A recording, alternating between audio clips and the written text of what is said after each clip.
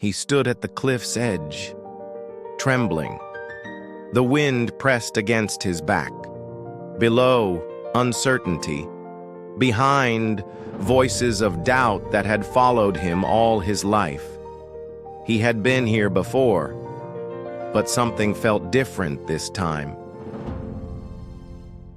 They laughed before, whispered again now. "You'll fall. Stay safe. You're not ready." Their words weren't just sound. They were chains built from past pain. He remembered his last attempt, eager and naive. He jumped and fell, not just down the hill, but into shame, into silence. That fall echoed for years. The cut on his knee had healed, but the wound inside never truly closed. Every limp reminded him, failure hurts, and it lingers. Sometimes the loudest voices are the ones inside. He started believing them, started agreeing maybe I'm not enough. That lie grew roots. The river below wasn't just water, it was doubt, regret, fear, rushing fast and wild. It seemed to say, "You won't make it." He clenched his fist, not to strike, but to steady himself. A fist that once hit the ground in frustration now held hope. The wind roared, like life itself pushing back. "Let's see what you're made of," it seemed to challenge, and he stood still. He closed his eyes, shoulders shaking, a breath in, a breath out, small, simple acts. But sometimes breathing is the bravest thing you can do. Then he heard it.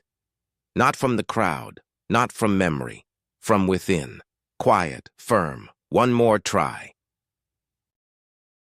He didn't feel strong, but he chose to move anyway, because sometimes movement is more powerful than motivation. He stepped back, not in fear, but to run, to gather belief in every footstep.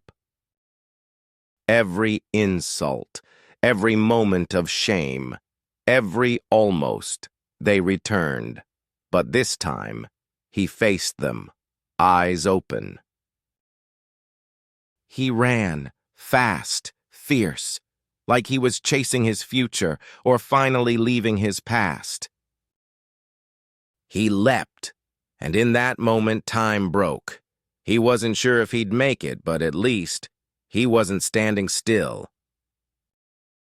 No sound, no fear, just air, just heartbeats, just a boy and his belief. He dropped faster than he expected. Fear tugged, but he didn't reach for rescue. He reached inward for grit. He landed hard, dust flew, pain greeted him, but he stood, for the first time, fully upright in himself. He turned, looked back at the cliff, at the voices, at the place that once held him, and he smiled. No applause. No celebration. Just peace. The kind you earn when you conquer yourself.